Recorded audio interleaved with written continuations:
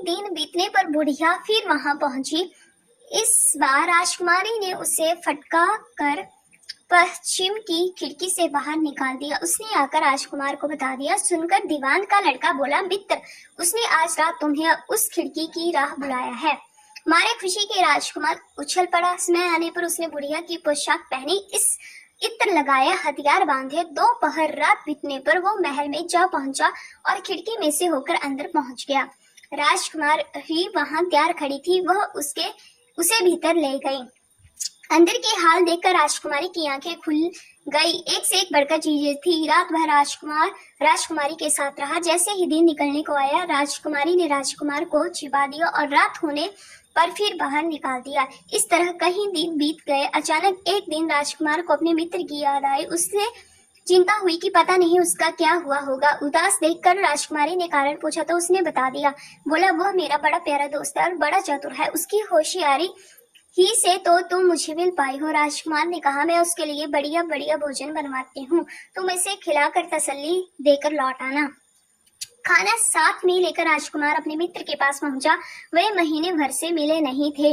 राजकुमार ने मिलने पर सारा हाल सुनाकर कहा कि राजकुमारी को मैंने तुम्हारी चतुराई की सारी बातें बता दी है, तभी तो उसने यह भोजन बनाकर भेजा है। दीवान का लड़का सोच में पड़ गया। उसने कहा, यह तुमने अच्छा नहीं किया।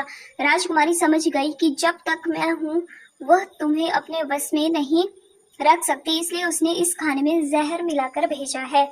यह कहकर दीवान के लड़के ने थाली में से एक लड्डू उठाकर कुत्ते के आगे डाल दिया। खाते ही कुत्ता मर गया। राजकुमार को बड़ा बुरा लगा। उसने कहा, ऐसी स्त्री से भगवान बचाए, मैं अब उसके पास नहीं जाऊंगा। दीवान का बेटा बोला, नहीं, अब ऐसा उपाय करना चाहिए जिससे हम उसे घर ले चलें। आज रात को तुम वहां जाओ। जब राजकुमारी सो जाए तो उसकी बाईं जांघ पर त्रिशूल का निशान बनाकर उसके गहने लेकर चले आना। राजकुमार ने ऐसा ही किया। उसके आने पर दीवान का बेटा उसे साथ ले योगी का भेष बना मरघट में जा बैठा और राजकुमार से कहा कि तुम ये गहने लेकर बाजार में बेच आओ, क्योंकि कोई पकड़े तो कह देना कि मेरे गुरु के पास चलो और उसे यहाँ ले आना। राजकुमार गहने लेकर शहर गया और महल के पास एक सुनार को उन्हें दिखाया। देखते ही सुनार ने उन्हें पहचान लिया और कोतवाल के पास ले गया। कोतवाल ने पूछा तो उसने कह दिया कि ये मेरे गुरु ने मुझे दिए हैं। गुरु को भी पकड़वा लिया गया। सब राजा के सामने पहुंचे। राजा ने पूछा, योगी महाराज, ये गहने आपको कहाँ से मिला?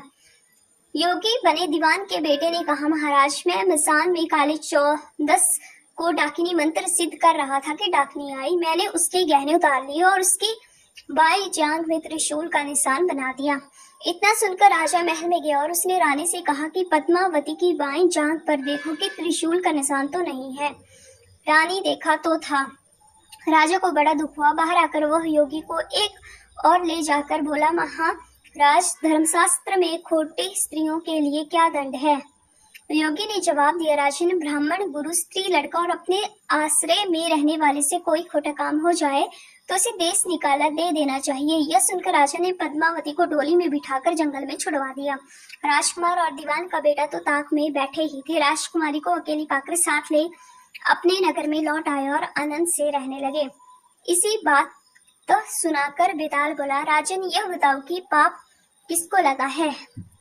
राजा ने कहा, पाप तो राजा को लगा। दीवान के बेटे ने अपने स्वामी का काम किया। कोतवाल ने राजा को कहना माना और राजकुमार ने अपना मनोरथ सिद्ध किया। राजा ने पाप किया जो बिना विचारे उस देश निकाला दे दिया। राजा का इतना कहना था कि बेताल फिर उसी पेड़ पर जा लटका। राजा वापस गया और बेताल को लेकर चल दिया।